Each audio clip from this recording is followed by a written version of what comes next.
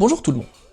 Cette fois-ci, j'ai décidé de vous parler d'un seinen tranche de vie d'une exceptionnelle qualité, signé par le grand, très grand Taniguchi Jiro, à savoir Quartier Lointain.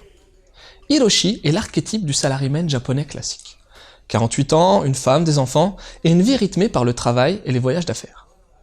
C'est justement lors d'un de ses déplacements qu'Hiroshi va se tromper de train et qu'il va arriver, sans vraiment trop savoir pourquoi, dans la ville de son enfance. C'est à ce moment-là que de nombreux souvenirs vont rejaillir de sa mémoire, notamment ceux de sa mère, morte prématurément, et de son père, qui a quitté sa famille du jour au lendemain, sans raison précise. Arrivé à Kuraoshi, dans la province de Tottori, Hiroshi décide de se recueillir sur la tombe de sa mère, et c'est à cet instant précis qu'un événement irréel va se produire. Le bientôt quinquagénaire se voit projeté lors de sa 14e année, avec la chance de revivre son adolescence et, cerise sur le gâteau, l'opportunité de changer le passé avec, bien entendu, la possibilité de découvrir pourquoi son père les a quittés.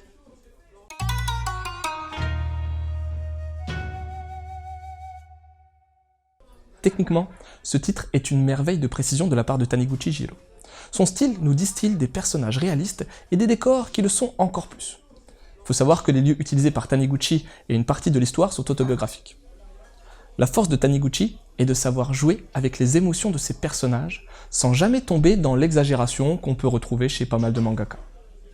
La mise en case est très rectiligne mais apporte une douceur à l'ensemble qui colle parfaitement avec le titre. Elle soutient toujours magnifiquement le rythme imposé par l'auteur.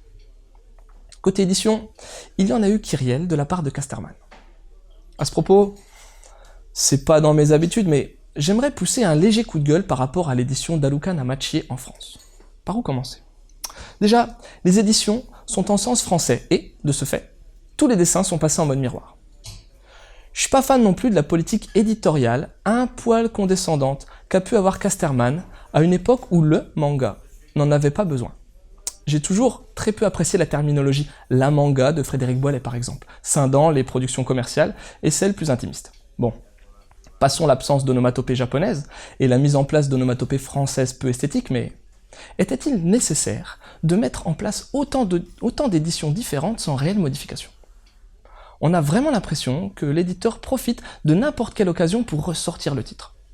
J'espère que Casterman aura au moins la décence de ne pas sortir une nouvelle édition suite à la mort récente de l'auteur.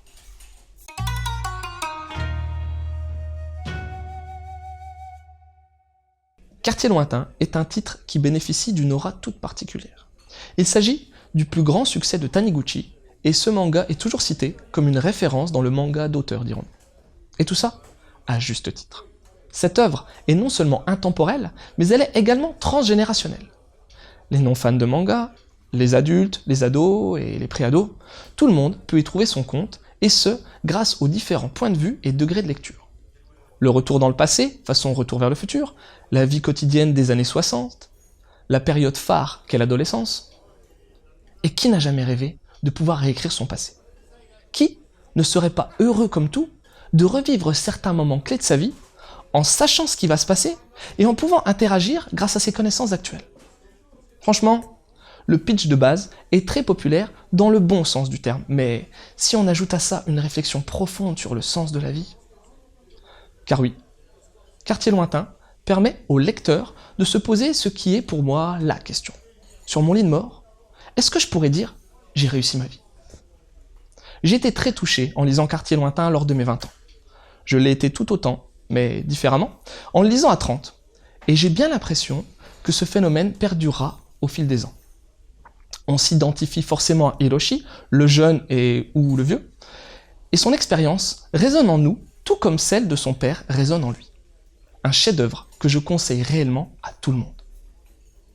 Pour les conseils de lecture, Le journal de mon père, du même auteur, se rapproche pas mal de Quartier Lointain, de par les qualités du titre bien entendu, mais aussi par rapport à la mise en avant de la figure paternelle et de la compréhension de cette dernière.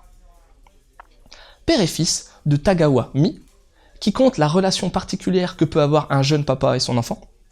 Enfin, Quartier Lointain a été adapté en 2010 en film par Sam Garbarski.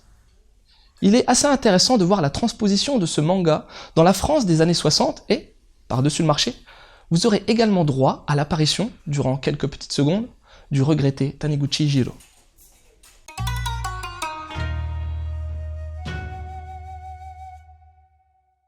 quartier lointain est un seinen tranche de vie du maître Taniguchi Jiro.